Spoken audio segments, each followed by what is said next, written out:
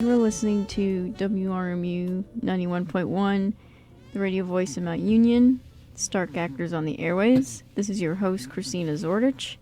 And tonight we have the co-host, George McCartney. Hello, everyone. And our reoccurring member, Ty Gamble. Hello. And our newest member, since this is officially your third time, Clarice Notch. Is it Notch? Knock. I always say Notch. It's okay. Knock. Clarice Knock. Hello. She's now an official legit member because this is her third show. Yeah. So, hey, you will now be on the Facebook page as a member list. Yay. This is exciting. And next time we have a new member. Yeah. Okay. So, tonight we have two scripts for you. We got more Russel and Quinn, guys. Are you sick of them yet? I hope not, because we love them. We totally aren't sick of them. Should we say what we do here real quick? Oh, yeah. Stark Actors on the Airwaves was created for students to write creatively and also act on air. It's available for students and non-students. George not a student anymore. Not. And I'm like the co-host. I know. So, yeah. Yeah. But yeah, just people can send in scripts, like write about characters or write short stories, and we can turn it into a script, or write with us and keep going. Sorry. It's okay. But yeah, just like Christina and I co-author a story, and then I've co-authored with other people before too with scripts.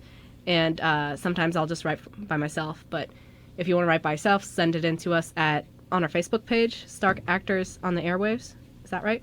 Yes. Yes. And our Twitter, which I'm looking at right now because I never remember it, is Stark Actors WRMU. And you can follow us there too. And our Facebook page is also on that.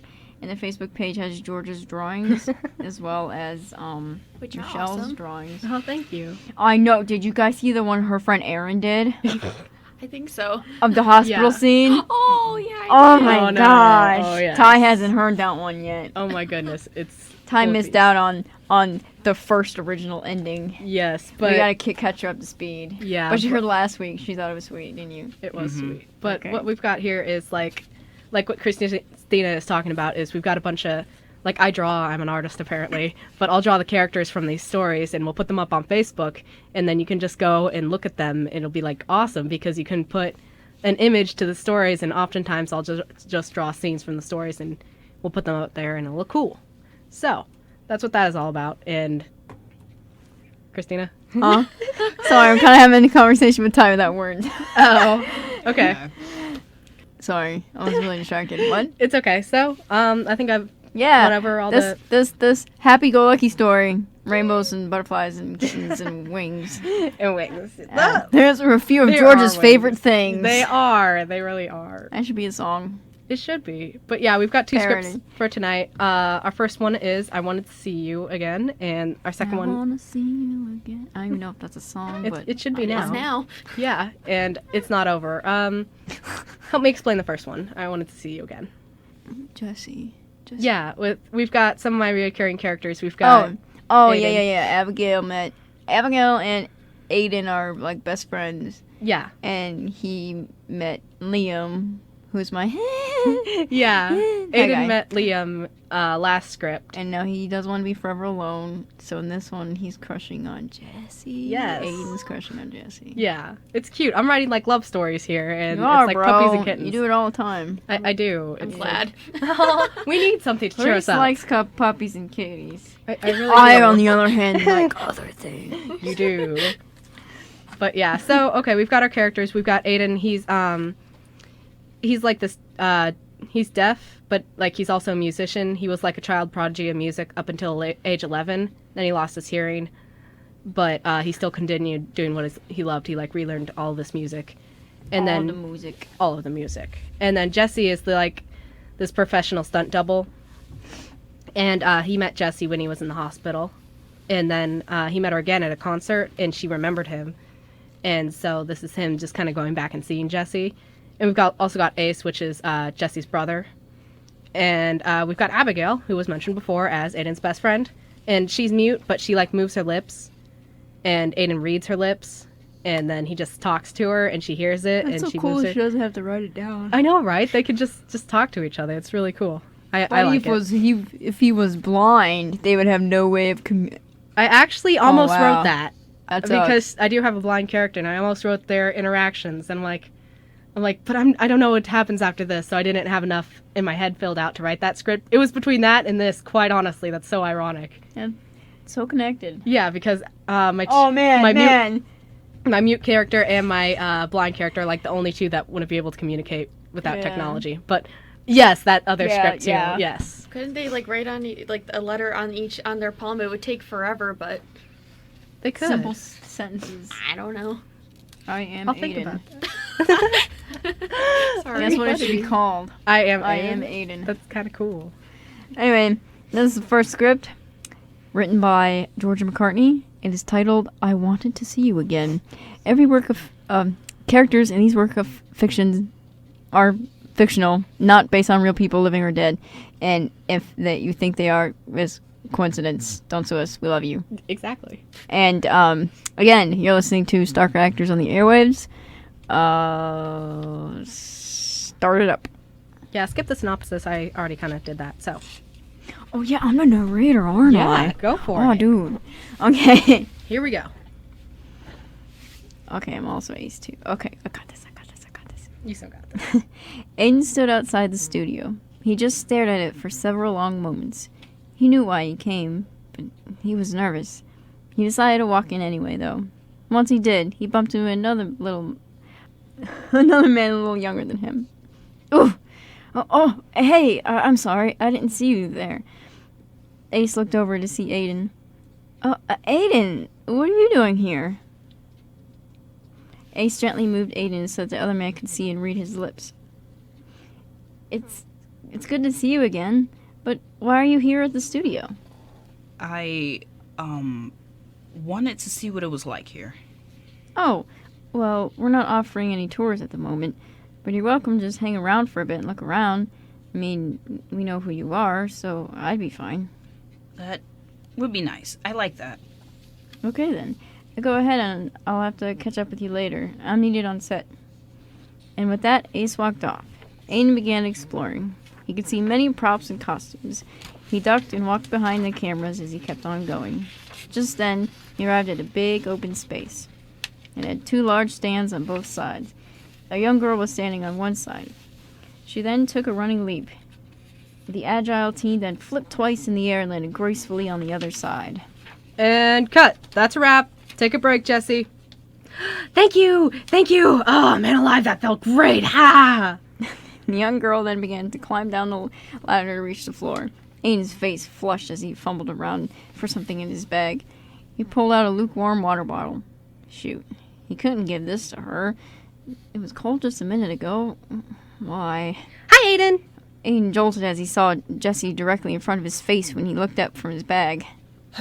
Hi, thirsty? It was all Aiden could say as he thrust the water bottle towards Jessie. Heck yeah, I am. Thanks, Aiden. Jessie grabbed the water bottle and began taking big gulps from it. You did good up there. Oh, you think so? Thank you so much, Aiden. Thank you. I'm so happy you liked it. Hey, wait a minute. What are you doing here at the studio? That is, I was lost? Aiden couldn't even hear his own lie, but it stung his heart as he said it. Oh, then you should find Ace or Isabel. They're super nice and will help you find your way again. I mean, I gotta go do another stunt, otherwise I'd help you, but it was nice to see you again, Aiden. Watch me again sometime. Aiden watched as he let Jessie slip away. Stupid. Why didn't he just say that he had come to see her? That he was glad Jessie had come to see his performance, so he wanted her to perform too. To see her perform. He whipped out his cell phone and began typing out a text. Abby, are you busy? Can we get smoothies? Aiden shoved the phone back in his pocket and rocked back and forth on his feet, waiting to feel the vibration of a reply text. And soon enough, he did. Sure, Aiden. Now at the regular place? I'll be there. Aiden shot Abigail a confirmation text. He then began quickly walking out to the studio to his car. Once he arrived at the smoothie joint, he saw Abigail sitting there with a pink and red smoothie. She excitedly moved her lips when she saw Aiden. She was mute and Aiden was deaf. She could move her lips as if she was speaking, and Aiden could read them and speak a verbal response for her to hear. Aiden, come on and sit. I already got your favorite, cherry berry red. Aiden smiled and nodded as he sat down. Thanks, Abby. You're always so on top of things. Aiden took a sip of his smoothie and slid Abigail $3. Oh, Aiden, you know you don't have to, but I appreciate it all the same. Thank you. Abigail tucked the money in her bag and leaned forward on the table. She moved her lips again. So what did you want to talk about? Aiden didn't even have to say anything about wanting to talk to him, and Abigail already knew. They got smoothies many times before when they needed to talk to each other, and it was practically a ritual at this point. The two best friends had learned to read each other well. And there was some irony to be had that Aiden immediately turned to the mute girl when he needed to talk to someone. But if there was ever anyone to defy rules, it would be him, the deaf musician. Okay, look. You know how I wasn't always deaf, right, Abby? Yeah, of course. You weren't born with it. Yeah. And I'm sorry that to you. Aiden, it's okay. Neither of us can help the fact that I was born mute.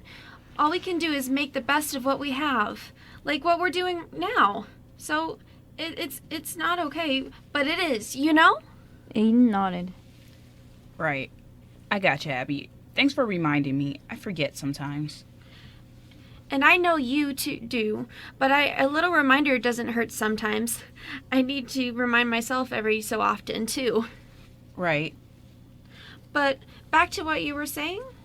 Well, when I was in the hospital, when I had meningitis, I was 11, and I had just lost everything.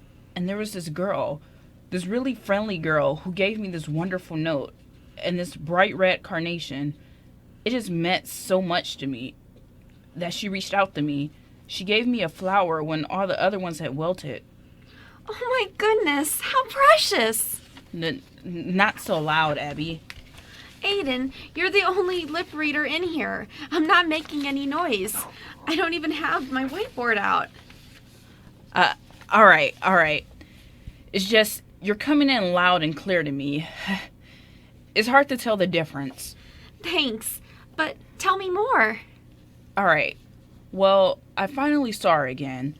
She came to one of my concerts, and that meant a lot to me, too. She even remembered me, too. And? And that's it. I want to keep seeing her again. I want to reach out to her like she did to me. I think I like... Oh my goodness, Aiden. Abby, no, don't... Shut up. Ugh. Aiden's face flushed red as he sat there in embarrassment. Abigail smiled a sweet smile. She then leaned up and hugged Aiden, careful not to knock over their smoothies. Aiden was startled at first, but as he felt the embrace, he was finally filled with a sense of ease.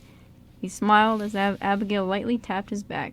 She then released Aiden and looked him in the eyes so he could see her lips again. I'm sorry I embarrassed you, Aiden, but I want you to know I'm very happy for you. And I want to help you, too. Thanks, Abby. And yeah, if you could give me any advice about how I should act around her... Don't. Excuse me? Don't act around her. Be your wonderful, normal self and no one else. If she's right for you, then it will all work out. If not, well, you tried, and she can take a hike. Aiden nodded. That was pretty good and helpful advice. It was a bit cliche, and he appreciated it all the same.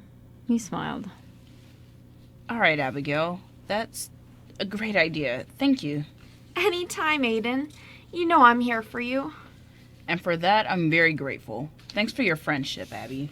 Of course, Aiden. And I'm not doing it alone. You're a great friend, too. Aiden smiled a sweet, sentimental smile as he read Abigail's lips. And then he noticed a few people pointing and whispering. He read a few, "What's going on with those two?" And, "Is she talking to him? I can't hear a thing."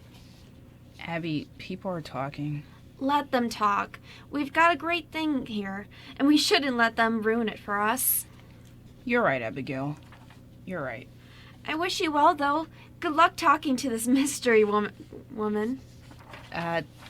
Her name is Jessie. Jessie Masterson. She's got a cool name like you do. Do your best and tell me all about it. I enjoy our visits. The end. Oh my goodness. I like when she's like, she could go take a hike. I was like, oh. Oh my goodness, that was great. I had feels. I forgot about the flower. You forgot about that? Yeah, you read Yeah. that. You looked over at me and like, you just gave me that look. I'm like, oh. Oh, Miranda says she hopes to listen to all the shows when she gets back from Japan. Well, that's nice. So, what'd you guys like about this? You want to go or? Yeah. I was just gonna say, I think it's cute. I like the relationship that Aiden and Abby have with each other. They're like Thank you. brother and sisters. They kind of are. Thanks.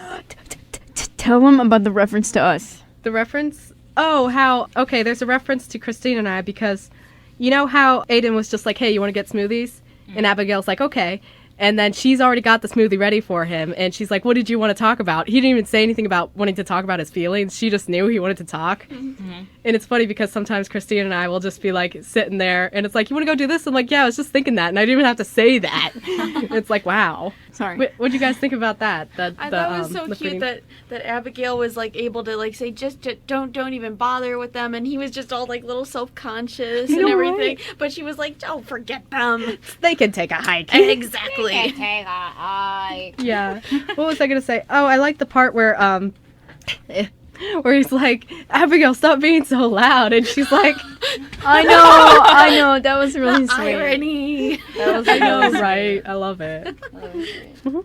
It's just so cute. I want more. Yeah, Christina, You guys were great. you just guys saying. were great. I'm very proud of both of you. You were good too. Yeah. Oh, thanks. I Yeah. tried. I mumbled a little bit, but Yeah. I'm surprised I didn't trip over Jessie's lines because she talks so fast and she's so energetic and like, here it goes. I feel a cough coming on. Nope. Gotta suppress it. Dude, that's what I feel like when I'm Liam, except he's total derp. Yeah. But I derp when I'm trying to be derp, which is Yeah. why I messed up that last time, and I was just like... It I worked worked with and it. then- It works. But Jessie's just like a powerhouse. She's just like says she Yeah. can just go. So I try not to mess up with her. But yeah. You did well, so. Oh, thank you. We all did well. Pat yourself did. on the back. Oh, yes. Okay, what was the other thing I was going to say? Yeah, you flipped to the ending and you looked at it and you're like, I hate I you. was so mad because I want to know what happened and if he talked to her again. I guess we're going to wait till next week. Oh, wait. Continuation. Next This week one. is a performance of Edge's, isn't it? Is it? Aw. I think so. But they did say that, do we have to... I'm assuming Am I we gonna should have to go. wait longer? You might have to because I'm allowed to have 2 days off of the radio station for stuff, and I saved it for Edges and also Captain America. But I'm going to go see that Friday. So Imaginative teardrops falling down yeah, my face. I really hope I don't have to miss this because I mean, but then again, that is opening night. So we may or may not be here next week? I don't know, bro. I'll Okay. have to let you know. Well, we'll let our audience know on Yeah, Facebook. and you guys Just follow us know. on Facebook and we'll let you know. But yeah. You guys are gonna leave a horrible cliffhanger. Yeah, I'm we really feeling. will for ourselves We too. will, we will. Oh my goodness. But I mean, this isn't too bad of a cliffhanger. It's kind of like yeah, what's yeah. Aiden gonna do? Like, but yeah, I plan to explore their relationship more. So this isn't where it ends. Yes. Good. Yeah. Okay. So any closing comments before we move on? Let's start with the feels. Oh, thank you. You remind me of that little girl. She's like, it's so fluffy. It's so fluffy. Wait, what little girl? That from Despicable Me. too. It's so Oh. fluffy. She's just got like a The big unicorn. fluffy unicorn, and she's like, it's so fluffy. Oh, I haven't seen that yet. Oh, okay. That's good. Anyway, okay. Go ahead. I was gonna say I have it. You can watch it. There you go. Okay, so now we gotta start explaining this monster. Aww. We are terrible people. So Christina and I have been doing this long ongoing script, and it's Yep. got like 2 of our main characters, like Yep. Russell and Quinn, and we wrote this, and it kind of resolved itself, but then we started writing an alternative resolution, and then we just started continuing it, and like, wow, this is good, let's keep going. So that's kind of the gist of it. Help me explain more. Help me out here. The synopsis will help, wouldn't it? It would. You want me to read it in my epic voice? Sure. I'll Yeah, read my epic voice, then voice. we'll do comments, then we'll jump in. Epic voice. voice. This is the bottom of the hour. Stark actors on the airwaves. WRMU 91.1. Synopsis of Russell and Quinn. Russell Ramiro is a journalist who uses his powers of time travel to prevent disasters. Quinn is a con man who has been stealing for longer than he can remember. However, the two of these men become unlikely friends. When Russell found out about Quinn's thievery, he wasn't happy, but he sympathized. Can't say that word. But he sympathized with Quinn, and he tried to help him turn over a new leaf. It went well for a while, but then Quinn cracked and stole a painting. Russell went back in time to stop him. Quinn didn't steal the painting, but he fled the scene, and Russell was suspected as a thief instead. That was the last the two saw of each other for a while. Time passed, and Russell met a young boy named Cornelius, who wanted Russell to use his powers to help save his mother. The two were successful in saving her, but Russell himself was met with a terrible fate. Quinn is now interacting with what seems to be Russell's ghost, who doesn't remember what happened to him. The two are working together to find out what really happened to Russell. If he's dead, alive, somewhere in the middle, or maybe just a figment of Quinn's imagination. So, there you go. We Exactly. need one of those. Yes, we do. So, comments before we jump in? That's a really good synopsis, dude. Oh, thank you. You Thank keep you. adding more to it. It's really good. Thanks. I try my best. No questions? It was so dramatic, but I want to hear it. Aw. All right. This is Stark Actors on the Airwaves. The script is called It's Not Over, written by the co-host Georgia McCartney and your host Christina Zordich. The narrator will be Todd Gamble, and Russell will be Georgia McCartney. Quinn will be Christina Zordich, and old man, old lady, Christina and Clarice. I just really wanted to use my epic voice again. It is epic. How can you contain that voice? I don't know. Well, I don't talk like this normally. Anyway, here we go. It's not over. Oh, one moment, I gotta clear my voice. Okay. You ruined the moment. I did. I'm sorry. Just Oh, like, it's okay. Okay. Here we go. Okay. Here we go. Russell looked up at the sky for a few minutes. He then turned to Quinn. So, Quinn, any ideas of where we go from here? I mean, maybe we could try to find clues at my apartment. But like my body, I have no idea how to get to it from here. I mean, man, not remembering things sucks. Do you have a GPS, though? I mean, I think I at least remember the address to my apartment. Well, it's a good thing you remember the address. Otherwise, we may be screwed. But, yeah, I know my way around this town pretty well. I don't need a GPS. Quinn stood and turned to Russell. My car is back at my place. I wasn't going to use it today, but I will for you. He smiled a little, feeling guilty still for putting Russell in jail for the museum robbery. You ready to go? Oh, wow, you're good. If it weren't for you, I'd probably be wandering out around here for like a few more hours, if not days. And yeah, I'm ready to go when you are, Quinn. But are you feeling okay? Just then, Russell noticed a few strangers walking past them, pulling their coats tighter and whispering to each other. A few of them looked at Quinn. Two started walking towards Quinn. They looked around and then back at Quinn again. Quinn was about to answer Russell when he was cut off by the stranger. Excuse me, sir. Is everything okay? You seem to be talking to yourself. Are you well? Russell knew the stranger couldn't hear him, but he didn't stop him from mouthing off. He's talking to me, dingbat, and thanks for interrupting me. Quinn saw an old couple, and it was the woman who was speaking to them. Darn, he forgot he was talking to a ghost. Yeah, I'm fine. I forgot to take my medication this morning. Okay, so that might have been the wrong thing to say. Quinn rubbed the back of his neck, and the husband took his wife by the arm, making sure Quinn wouldn't hurt her. Do you need to go to the hospital, son? No, I'm fine. Quinn, you take medication? For what, man? Russell grinned wide. He knew he wasn't helping the situation, but he just couldn't contain his nature. Quinn grunted, mumbling under his breath. He was too frustrated at the moment to take it as a joke. I don't take medicine, you idiot. Excuse me? What? Did you just call me an idiot? No? Are you lost? Yeah. Finally, an excuse to leave this awkward situation. Where's Station Street? The old man pointed down the road. Just down that way. Take a right at the end of the street, and then a left at the next light. Oh, okay, thanks. Quinn quickly looked at Russell and then began walking quickly out of there. Russell got up and walked after Quinn. That was more than awkward. Yeah, it was. And did you just call me an idiot? I'm sorry, but I couldn't help myself. Quinn didn't want to answer the idiot question. He didn't mean it. He was just a little angry. Russell tried to playfully punch Quinn in the shoulder. Of course, his fist went straight through Quinn's shoulder. Whoops.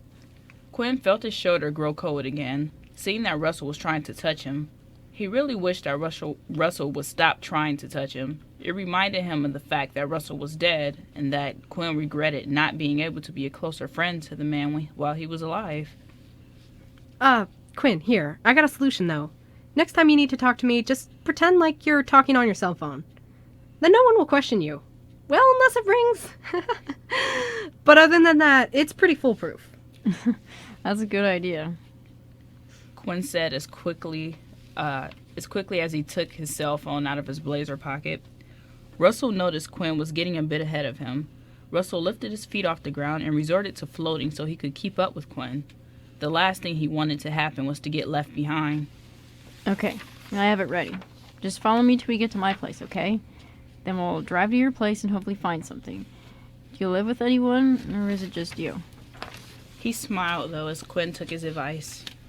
Sure, Quinn, can do. I hope we can find something, too. And it's just me. I've got a one-room apartment at the corner of Vine and Maple Street. Okay, I know where that is. Then Quinn remembered why he knew that place so well. He had to go in one of the back alleys in that neighborhood to sell one of the items he stole. He didn't remember which item it was. There had been so many over the years. After a few more minutes of walking, they reached an average-looking apartment complex. All right, this is me. So, that's your place, Quinn. Looks nice. Quinn turned and pointed at his black car. And that's me as well. Hop in, or whatever you do now. Just get in. It was actually the first time Russell had seen Quinn's place. He wanted to go in and sit down for a while, maybe watch some TV with Quinn and have some snacks.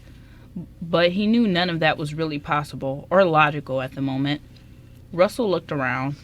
There were a few other people walking about. He didn't want to give Quinn any more trouble, so he decided to just phase into the car, since the door opening on its own would look weird. Russell leaned down and slipped through the door, into the passenger seat rather effortlessly. That was easier than he thought it would be. Once he was in the shotgun, he put his seatbelt on out of habit. He then looked down and facepalmed at the realization of what he just did. Quinn nodded and opened the door to the driver's seat, turned on the engine. He looked over to Russell, who had his seatbelt on, remembering to put his on as well. Out of habit, huh? Yep. Some habits die hard. Forget it. At least you knew you didn't die in a car accident. Hopefully. Quinn drove out of the parking lot and began heading to the corner of Vine and Maple Street. What's the exact address? Or do you just remember the street name? Wait. Car accident? That brings something to mind. I remember something. I wasn't in a car, though, but I heard a loud screeching sound that came from a car. And the address, it's 215, I think. They drove around for a few more minutes, and Quinn slowed down the car as they reached the neighborhood. Well, that's odd, Quinn thought. A car noise, but Russell wasn't in a car. They had to look more into that later. Quinn stopped the car at the side of the road on the corner of Vine and Maple. He squinted his eyes to look at the numbers on the houses. These numbers say 503, 502, 501. Are you sure it's Vine and Maple? Maybe the number's wrong. Oh, I'm sure it's Vine and Maple. Are you sure you're not seeing 450? It should be here. Ah, there it is. 450, right over there. Turn there, Quinn. Quinn raised an eyebrow. You said back there it was 215. Are you the one seeing things now? I did. Now, where did I get that number from? I don't really know, but it feels really important somehow. Even though I know it's not the right number to my house, obviously. Well, my bad, Quinn. Well, maybe it's the number to Rosanna's house or something. We'll figure it out. Quinn turned where Russell had indicated and parked the car, turning to Russell. Now, are you sure this is the right place? Because I don't want to get arrested for breaking and entering. Quinn twirled his keys around his finger, trying his best to keep his face serious, but it wasn't working. It's not Rosanna's house number. Hers is 838. 215 is nowhere close to that. But yeah, we'll figure it out. And yeah, I'm sure this is the right place now. I recognize it. And hey, if it'll set your mind at ease, I'll break in and enter my own place. Alright then. That should be good. Should I just wait out here or step out with you? I don't want to look awkward standing there outside your building, you know? I know what you mean, but it should be okay. I mean, all I have to do is slip in, unlock the door, and yeah, it won't take long. Quinn stepped out of the car and locked the doors, putting his hands in his pockets. Alright. Can't wait to see this. I mean, I know you're a ghost and all, but this is actually really exciting for me. Seeing someone else breaking in a house other than me. Oh man, yeah, I just realized that. The door opened with a young woman exiting the building, leaving the door available for the two men, or rather Quinn, to get inside. They then walked into the first floor of apartments. They came to a long hallway, and there sat a door with the numbers 450 on the front. Haha, here it goes, Quinn. Russell then proceeded to press himself against the wall, all sneaky-like. He turned his head every which way and scooted closer to the door. After hamming it up, he slipped over and phased into his room. Okay, I'll be here waiting.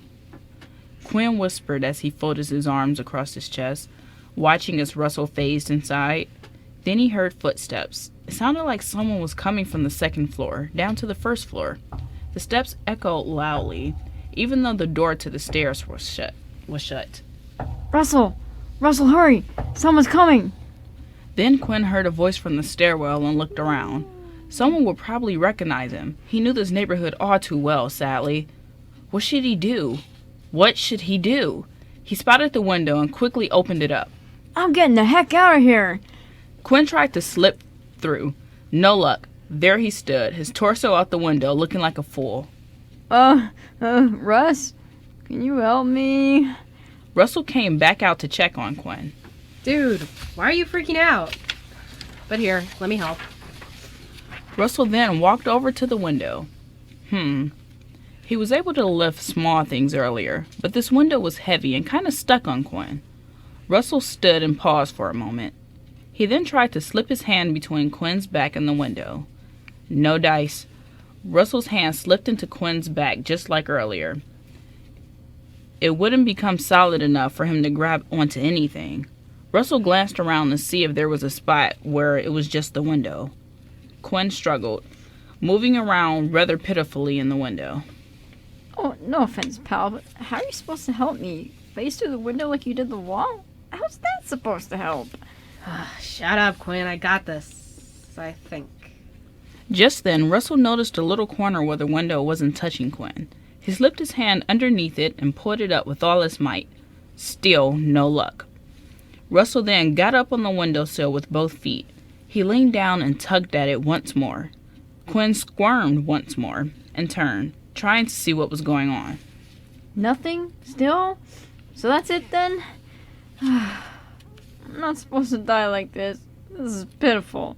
I'm Quinn Yates, the man behind the black and white mask. How am I supposed to die from starving to death jumping through a window because I'm freaking out over nothing? If I had to die starving in a window, it'd because I was stealing things. Dang it. Then again, I may be able to slip out if I didn't eat for a while. Quinn, relax, okay? Stop jumping to conclusions. This isn't where it ends for you. You're not the dead one here. And with that, Russell pulled back on the window. It finally popped up. Russell, however, lost his balance and tumbled backwards. He fell on the ground and grunted. Just then, the footsteps that Quinn heard earlier walked right past the hallway the two men were in. Quinn sighed in relief as he was freed from the window. He furrowed his brow as he adjusted his shirt, seeing as it rolled up a little. He straightened his collar. Sorry, but we don't know that for sure yet. That's still up in the air. Russell stood up and looked at Quinn. Quinn nodded to the door and crossed his arms. Well, you gonna get in there and let me in or not? You're right. I guess we both need to stop jumping to conclusions. Yeah, sure thing. Russell slipped in and unlocked the door. He paused for a minute. Should he open the door, or should he let Quinn do that? Whatever. Russell opened the door. Come on in. Don't mind the mess. It's kinda a man cave in here. Quinn walked inside and looked around, seeing the messy apartment. Jeez, man. You bring your lady friend over here with your house looking like this? Or do you always meet up with the cute little coffee house for your dates? He looked at Russell and smiled only for a moment, having it fade soon after. A little of both? I mean, she'll call when she wants to come over, so I speed clean then. And when she wants to go out to that coffee house, I don't have to clean. And, I mean, there's also hanging out at her place, but, yeah, I mean, I usually keep it cleaner than this, to be honest. But, she's away on her business trip, and, I mean, you're the first guest I've had in a really long time. Quinn pursed his lips and nodded. Well, this means it might make it harder to find anything important. Then again, anything recent might just be laying around. He turned his body, looking down on the floor, and then walked into the kitchen. You have a personal phone book or something? Addresses to people who you know? Wait a minute. People don't just write them down on paper anymore, do they? I keep forgetting I'm one of the few who likes keeping important things written down in my journal. Quinn! You're not the only one who keeps a journal. Oh my gosh! I can't believe I didn't think of this sooner. Each time traveler is required to keep a journal of the times they use their powers to change something. Oh man! I could have written that recently, and that might have some of the answers we're looking for. Russell walked over to a nearby bookshelf. Quinn nodded quickly, bouncing up and down on his heels. Yeah, let's look for that. A great idea. I'm glad I brought it up. Where would it be if not the bookshelf? Are you sure that's where it would be? Not your room or anything? Sure, I'm sure. That sucker's important. There's no way it'd be in my room. It'd get eaten by a bedsheet or lost under the biss of my dresser if I left it there. Russell reached over. There was a whole row of journals that looked identical, but each one had a different number on the side along with a name. He stopped at a journal that side read, Russell Romero, the 255th Time Traveler. This one's mine. Russell pulled the journal off the shelf and cracked it open. Whoa, that's all really cool. He scooted over next to Russell and looked down at the book. So what does it say? Oh, you think it's cool? Thanks. I usually don't get to talk to a lot of people about this time travel junk, so I'm glad you think it's cool. Quinn smiled, glad he could entertain his friend. He nodded, letting him know he understood. Russell flipped through the pages. I just wrote down the situations where I used my powers. Like how I used them, why I used them, and what changed because I used them. See, there's where I stopped a fire, and I prevented this one guy from falling, and... oh gosh. Here's where I stopped time so I could stay up late and study for a final. Not so proud of that one. Do you have the one of... the fire with the masquerade? Russell paused for a moment as the memories of that night flooded back. His eyes grew wide as a sense of worry hit him. He started at the journal for a while in silence, deep in thought. After the moment had passed, Russell snapped out of it. Yeah, I do. It should be around here. Ah, here it is. Prevented a gas leak explosion at a masquerade party with the help of Quinn Yates. With the help of? You stopped that all yourself. I was the one who started the fire to begin with. If you weren't there, I would have lit the cigarette and died. But, wait. I smoked because I was nervous that you found out I was stealing that necklace. Quinn felt the locket in his pocket for a moment.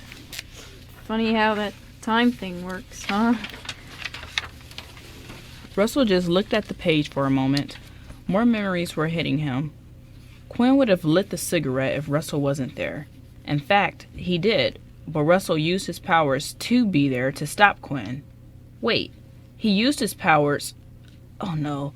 The journal began to shake in Russell's hand. Time powers. What are you gonna do? They're messed up. Russell quickly turned the page. Oh please, oh please, oh please, have something more written. Russell froze as he looked at the last entry. Slowed heart rate to full of lie detector. No. This can't be it. That couldn't be it. Could it? Russell put a hand in his mouth. He shook his head and composed himself as best he could. Well, it looks like it's blank after this, Quinn. I'm sorry. I must not have written it after that. Quinn looked at Russell and then back to the book, his eyes darting back and forth between the two. Wait, what does that mean? I'm not quite following you, Russ. Does that mean you died from the lie detector? But you talked to Rosanna after that. I don't understand. No, Quinn. No. Russell dropped the book and kicked it. He turned around back to Quinn. Listen, Quinn. There's something that we time travelers do. We transfer our powers to keep them safe. If the time powers aren't with someone, then they cease to exist, along with any changes that were made with them. A time traveler usually passes on their powers to an apprentice when they're old, but when a time traveler is in their prime, like I am, or was, the only situation in which they give away their powers is a life-threatening one. I'm clearly a ghost, so that means I was in fact in one of those situations. And you're safe, which means so are the powers, but... Russell sank to his knees. Quinn furrowed his brow and watched Russell sink to his knees.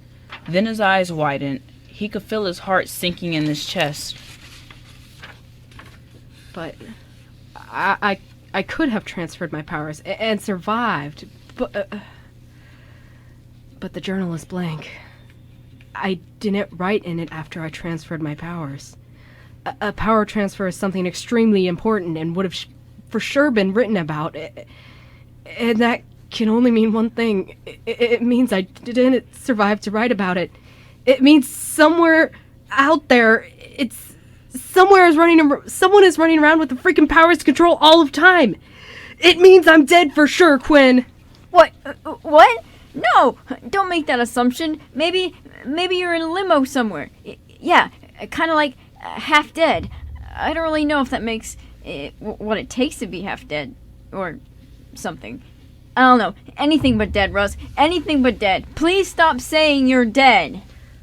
I'm sorry, Quinn. I didn't want this to happen. Look, I'm just sorry, okay? Maybe that's why I'm still around. Did I just need to say I'm sorry to you? I don't know either, Quinn. I just don't. And I can stop saying I'm dead if that's what you want, but it's really not gonna change anything if I don't say it, Quinn. It's still a fact whether I say it or not. Russell just sat there, grasping his own arms and shaking. Quinn tried to grab a hold of Russell to hold him in his arms, but his body went straight through him.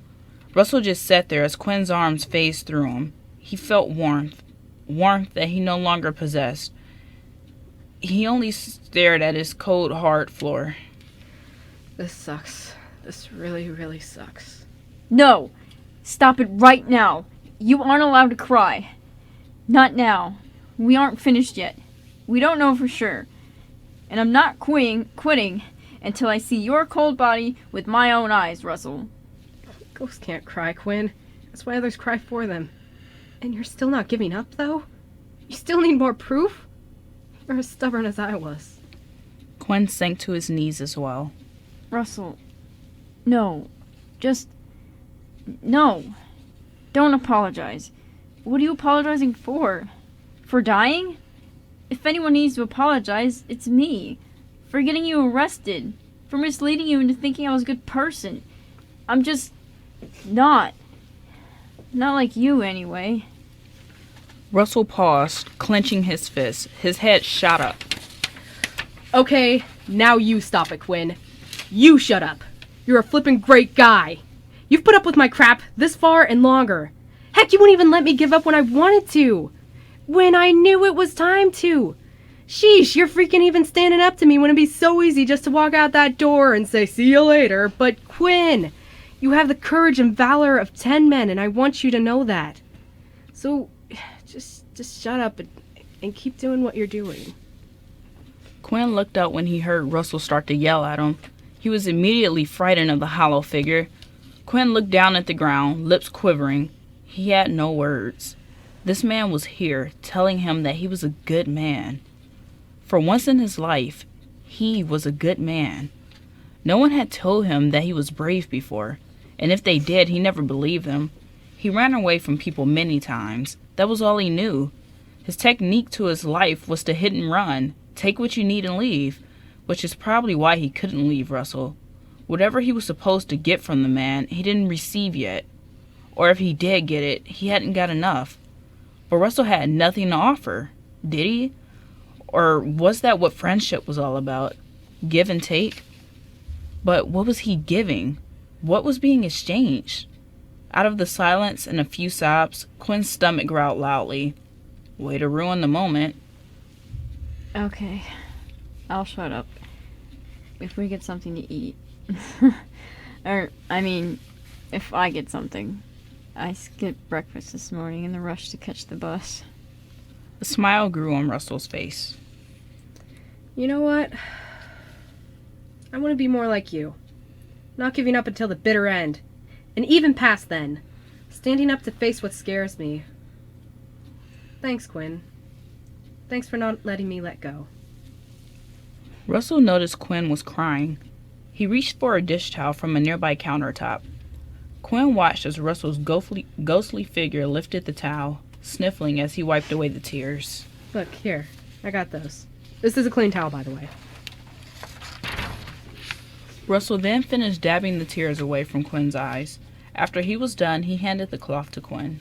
Here, you can hold on to this for a while. And as for food, I'll see if I've got anything good in my fridge. Russell swung open the door to the fridge. Ugh, bad news, buddy. A lot of my food looks like it's been spoiled. Do you have food back at your place, or we could just go out and buy something? Well, hey, my stomach is good for something. At least now we know you've been gone for a while now. Good point. The food's spoiled, but it's not that spoiled, so whatever happened to me, it must have happened not more than a week ago. Perhaps even the last couple of days. Quinn stood up and rested a hand on his belly, feeling the pain of how hungry he actually was. He was too busy and too worried to notice before. We'll head to my place for the night, okay? We'll think about our options and plan out how we're going to tackle this thing. And I can get something decent in me. It's a shame you can't eat. I'd make you something special. Russell closed the fridge. Alright, that sounds like a plan. And it is a shame. But hey, if this whole thing works out, you can make me something nice later as a celebration. And if not, make it for Rosanna. But maybe we'll get super lucky and the three of us can enjoy something nice together again. Russell then stood up and walked to the door. But nothing's going to change or be discovered if we just sit here. So come on, Quinn. Let's go out there and get through all of this together. The end. The end. Well, to be continued, not the end. Clarice doesn't look amused. She's like, I'm so done. We continued it, guys. We did. But there's gonna be more. Yeah, It is. now probably it's going to be like another 2 weeks until I get to know what happens to it. Don't you hate us? We It got is her great. hooked. I know, right? We get everybody hooked who comes in here. We do. That's You guys how we just roll. keep it going. I know. Thank you. Thanks. You always keep coming up with ideas. It's great. Oh, thanks. Yeah. I'll just like, and an idea will come to me. I'm like, where's my phone? Christina's got to know about this. And I'm like, Christina, what about this idea? And you're like, let's do it. Yeah. Yeah. Or you'll be like, oh, what if this happens too? So yeah, it's a lot Always of fun. happens. Hold on, I'm gonna get my camera real quick while you guys talk. Okay. So yeah, I want to hear your guys' thoughts I wanna about hear 'em the too. script. So yeah. Hold on. Yeah, but yeah, go ahead. I mean, this is my favorite. Like, I love the Quinn and Russell stories. Yeah. Yeah. I'm glad. I just really like their bromance. It's, Oh yeah, it's kind of great. I love Romance. it. Yeah. My Yeah, go favorite ahead, part Clarice. in the script Yeah. was when Russell was like all like spy and he was like doo, doo, doo, doo, doo. I know, right? I actually put that in the original. He's like humming the Mission Impossible. He was theme. humming it, yeah. Yes. I love He's that. Like, duh, duh, duh, duh, duh, duh, duh. And of course, like the best part is no one can see him except for Quinn. I know, right? I know. We had that idea at the beginning. It's like, Christina, nobody noticed that Quinn's talking to the air in the first post. And it's like, we're going to have to write that in the next continuation. And she's like, Yeah. yes, let's go for it. And I made them old people. Yeah, because I just wrote strangers. And she's like, I pictured an old couple. Let's do this. I'm like, Oh, okay. yeah. I didn't even think about the fact that he was gonna look crazy just walking down the street. You didn't talking. think of that? No. Oh, every time I read something like this, I'm like, what are people thinking? But yeah. That's fine. It's okay. Yeah? We don't judge. We don't judge. Talking to the air, that's cool. Reading some mute girl's lips and talking to her, yeah, that's cool. Yep. Nope. But yeah, other thoughts, I comments? like when Quinn got randomly hungry. Yeah. And I say I had really fun writing that because I was like, he has nothing to say right now. He's kind of like, he's in shock. And then I'm in the middle of nowhere, the silence. He's like, I need food. Yeah, I think it was a good, It was cute. yeah, I mean, it was a moment ruiner, but it was a good transition, because it's like, that's kind of a good way to, it was kind of a good way to end it. 'cause, Yeah. I mean, what do you really say to That that? man was starving. And it also points Yeah. out that Russell can't eat anymore. I know, right? That sucks. Clarice is crying. I'm trying to find the part where like I gave you a dirty look. Yeah, yeah. Oh, crap. you I think it totally was. did. Well, I think it was one of Russell's intenser lines, because I just Well, looked yeah. up after saying it, and then I looked at you, and you're like, It was "I'm gonna like kill you." it was You like like- did the motion for like slitting my throat and everything. Oh, yeah, like, yeah. I'm like, "Oh wow." I was not happy. I was like, you did not have to say that. What part was it? I'm trying to find it. Like it was in like those little like symbol thingy bobs. yeah. No, it was, you're not the one who's dead. Yes. Yes, What I was that not part. happy. Yeah, I was like, yeah. Christina was writing that. Quinn freaking out. I'm like, you know what this is gonna merit for Russell? And she's like, no. And I'm like this, and she's like, no way. No, I'm always in Quinn mode when I write because I never realize things that are apparently obvious. They're obvious, But Quinn doesn't think about it. yeah, Neither do she's- I. yeah. When he was like, oh, Russell, I don't understand. What does this mean? I had to like, okay, Christina, this is what this What means. does this mean? I'm like, yeah, I feel bad that not Quinn, Russell's story is so confusing. Oh, he's a time traveler. Oh, he's like this and this and this. I'm like, okay, how do I sum this up in one paragraph and make it actually kind of make sense? What do you guys think about the whole I was spiel? gonna say you did it wonderfully. I mean, like thank you. just the synopsis and everything. Definitely. You packed thanks. like everything into that paragraph. It is like epic.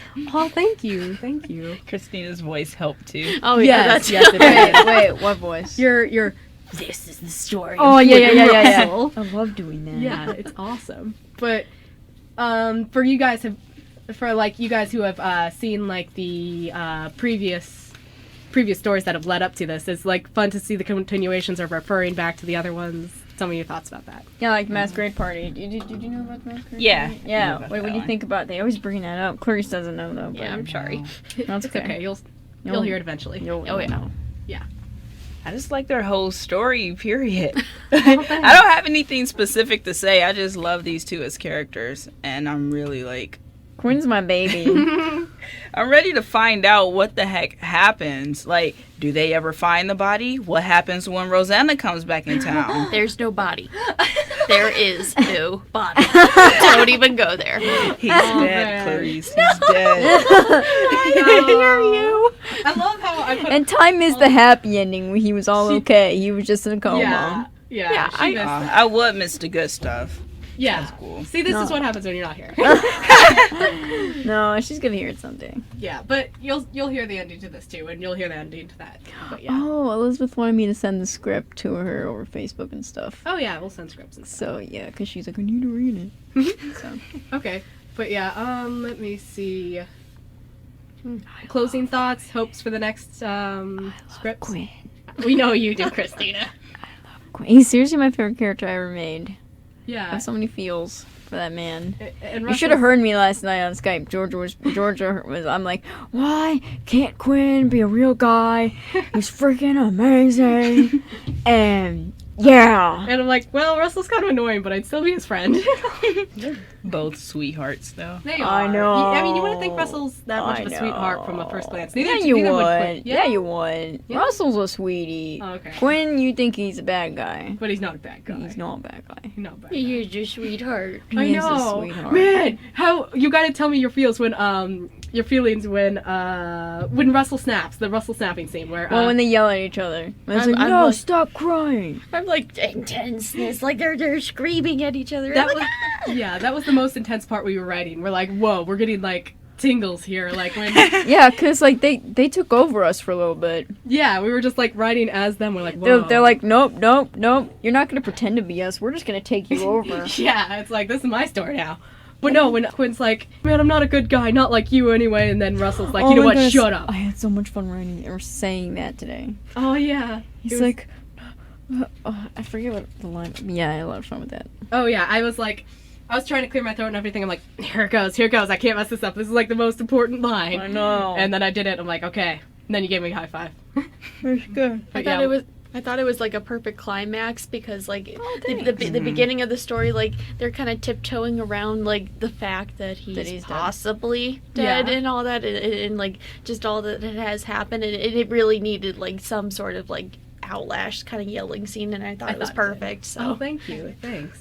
I thought it was too. Like every time that we read this, it's like I can picture it being like a movie or something. Oh, So I just pictured them in the living room and it's just being like this really intense scene. And because Russell never like seems like he gets angry and raises his voice, I just picture Quinn sitting there like, oh my god, what's happening? Yeah.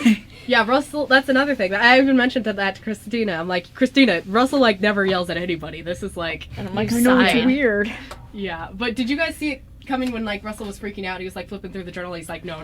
Did you guys see that? no, I was wondering what's going on. Like, So you guys were in Quinn mode, too? oh yeah, Yeah, I had no idea. Yeah. That's Christina. You're like, Georgia, you're gonna have to explain this to the audience. I know. I was like, what's going on? Well, Georgia, why are you all like, I have an idea, don't? And I'm like, what? And then you post it, and I was like, oh, it makes sense now. yeah. I'm Like, like, that Quinn's was like, explain it. explain And I'm like, explain to me, Georgia. Yeah, well, I mean, that was like the final nail in the coffin for Russell, because he's like, okay, maybe not. Look up, and... And he's like, what? What? It's He's just a like- joke, because he might be dead. Yeah, might be. might be. We're still using that, but no, he like saw the journal entry. He's like, well, why did I write in this? And then he's like, crap. And then Quinn's like, no. And it was a tense. Tell him the idea about him trying to cover it up. With his Oh, hand. we had. I originally thought of, you know how Quinn's like, he's like, oh really? What does it say? And Russell's flipping through, and I originally thought, I'm like, I don't think Russell would want Quinn to see the journal entries. He's like, yeah, I stopped you from stealing a painting there. Yeah, I stopped you from blowing up place to Kingdom Come there. So I originally had it that Russell was going to put his hand over the journal. He's like, oh no, don't look at this. But Russell's kind of opaque, says, because he's a ghost. He's like, man, I can still see it, even with your hand on there. So you got some insight on the deleted scene there. A little comic relief. Yes, little comic relief. We need it. But yeah, okay, everyone. Thoughts for the next script? Hopes for the next script? Quickly. Quickly.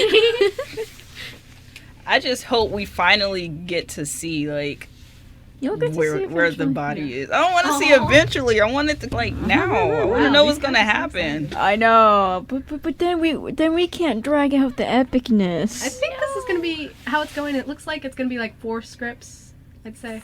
4 more.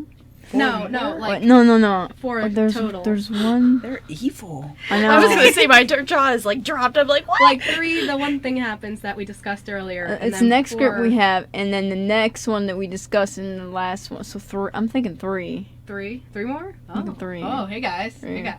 Clarice, don't kill me. You should have saw her face the first time. Her jaw really did drop. Yeah, when you were why? Aw.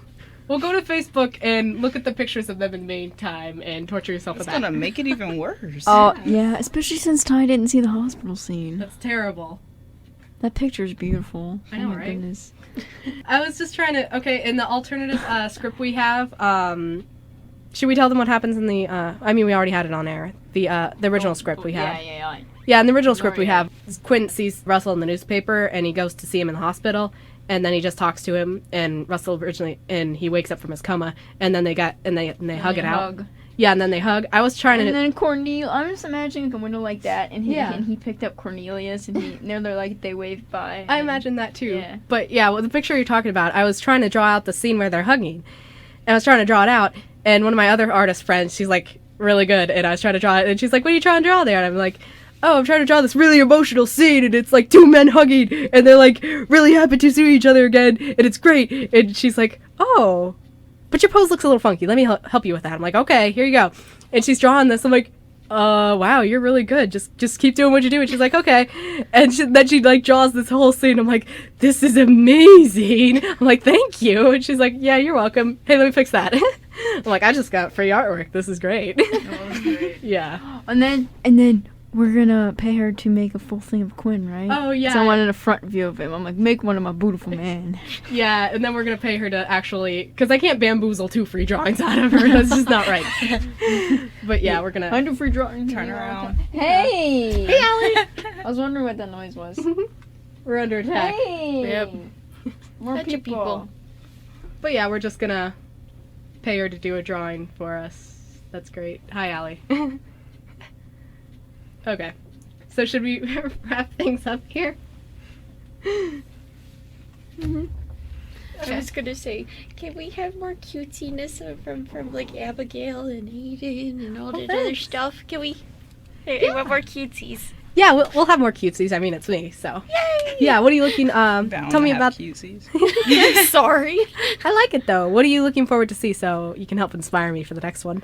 I was gonna see like just like the relationship with Aiden and Jessie and maybe a double date. Oh my gosh! You didn't think of that? No, I never thought of a double date. That That's would that's be a good cute. idea. Maybe for them to like meet and everything, and like for them to get together like a double date, and then Aiden can be all awkward, but then I'm sorry. I that's really cute. I can picture that.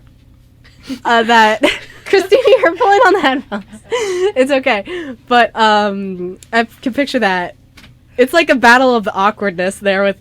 Aiden's awkward in his own way, but Liam's like 10 times more awkward. Oh, it'd be so epic. Yeah, so it'd be kind of cute just to have these headstrong girls just doing their thing, and then these awkward guys. I came in halfway on this conversation because I was Go ahead. I was pretending to like die. people were I wasn't actually dying. People Obviously. People. You never know. Oh no. No, people were out there, and I was just fooling around. But yeah, I would love to be like Liam and Aiden in the same, or no, not be Aiden, but you know what I mean. Be Liam and see Aiden and everybody else. And Yeah, like okay. have a this is derp good. derp off. Derp off. Dude, what if What? Avery joined? Do you know how fast talking I would be? They Yeah. wouldn't shut up. Liam meets Avery. That We're would gonna just be me explode the world. talking. I would, dude. Yeah. Wait, you couldn't be both of them, could you? I could. You'd explode. I would You'd explode. explode. No, I'd have a time in my life though. You wouldn't be able to take breaths. You'd be like, You guys know who Avery is? Oh, Clarice doesn't know who Avery is. no, I don't. I'm sorry. Yeah. He's Oh, in- you saw that drawing where Well, it was yeah. from Cherokee where she met that one guy. She was like a waitress, and then she met that Okay. one guy who was like 32, I think. Oh, that Yeah. one. He's okay. the mechanic dude. Oh. Yeah. He has okay. like goggles, and then he always gets like raccoon eyes. Yeah. Oh. Yeah, it was this Cute. it was that little comic where Avery came over and he's like, "Hey Cherokee, you want to talk?" And Cherokee's like, "Oh no, I'm doing a lunch rush. I'm taking care of a lunch rush, but you can talk to my little doodle, yeah. yeah, or you can talk That to my guy. little brother Benjamin." And Benjamin comes up and he's like, "Hi, Mister, you want to build a sandcastle?" And he's like 10 and like really short. And Avery goes, "They keep getting younger." yeah, and he's like, "Why don't I have any friends my Man, I age?" miss Avery. I miss being him. I miss I was him. gonna miss say, him. I'd love to see, like, if you guys could write more about that, I'd love to hear We it. should write Avery and with somebody, and then Quinn and Russell next time. Avery was that? Yeah. Instead of one of just you, and then one of me and you. Next time we'll do 2 of me and you. Okay, and I can So- try to continue get the. Dude, because I'm not The doing awkward. I'm not doing anything this weekend. Let's just RP. We should. We totally should. I mean, script writing. It's not called role playing. We're doing constructive things. Okay, but before I get ahead of myself and forget, I want to know, where would all these awkward people meet? Like Abigail, Aiden, and Liam, shop. and Jessie at a coffee shop? I don't think No, I'm they just need kidding. coffee. Honestly. Avery was okay with coffee. I don't know whether it meet. Yeah. Maybe Not the Avery store. No, not maybe movie theater at a mall. I was gonna say the maybe park. like the little restaurant, and maybe like something could happen to the waitress, or like someone one of them could accidentally trip someone, and then all was just thinking all heck that. would break loose. Oh, that's funny. I don't know. Where Aiden, he's like, oh man, I gotta read her lips, see what she's saying. And Abigail is like, well, I want to say I'm sorry, but I can't. And then Liam's like, oh, I'm sorry. Yeah, like that. Yeah, and Jesse's like, she And fell down. Disgusting. Then Avery would be like, "Oh my goodness, guys, what's going on?" And blah blah blah, and yeah. Oh my goodness. Just You wouldn't stop throwing talking. that out there. I like that. Good ideas. Good ideas. Wait, was that Russell? Russell and Avery. That was one with the toaster idea. Yeah, Oh my yeah. goodness, I remember that script. What? I tried putting a fork in it. I seriously thought he was a derp and actually did that. No, I was like, he did was he? trying to make I that- hope it wasn't plugged in. Yes. Okay, we have this other script where Russell met Avery because Avery's a mechanic, and Russell took His broken toaster.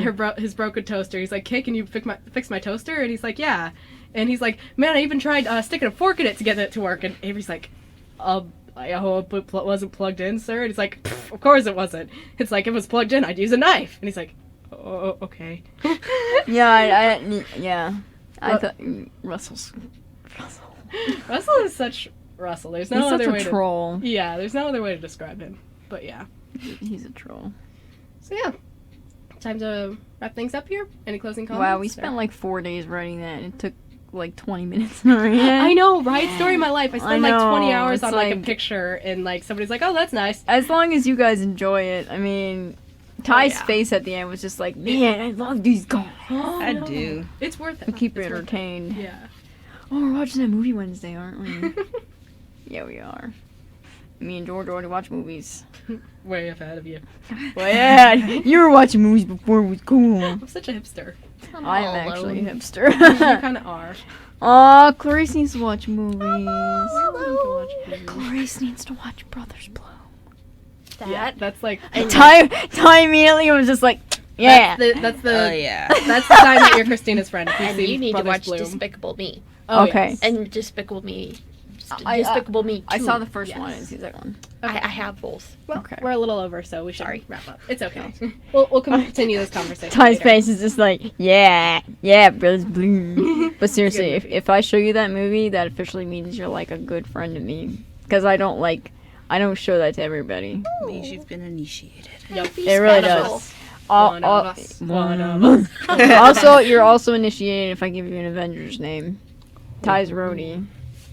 Ty was just like, Yes. I still need to kind of see that. That's what you should say. Okay, we What? should go off the air before Christina murders someone. That's What? whose name is Clarice. So Don't hurt me. Clarice has not seen off Avengers. is Georgia McCartney. It's time to get out of here. Yeah. And with your host, Love you. I love you too. Christina. You don't know why I love Brucey then. No. This is a problem. This should not be on air. We gotta discuss it off the air. We gotta go. Okay. We gotta go. Yeah. Okay. Okay. Sign off, Clarice. I love you. I'm not mad at you. Thank you. Aw, that was adorable. Ty. Goodbye, everybody. Everybody's so cute today. Georgia. Bye. Hope you like the scripts. That was adorable too. thanks. I'm the only one who's not gonna be adorable. Dramatic. Thanks for coming. No, I'm just kidding. Hope we didn't break your heart or your speakers. We apologize for that. I hope you broke both. Yeah. George is the troll. I am. Anyway, you listened to Stark Actors on the Airwaves. This is WRMU 91.1, Radio Voice of Mount Union. And we hope you enjoyed the show. Have a good night and a great weekend. Be awesome. I hope it's warm. And yeah, we love you. Bye.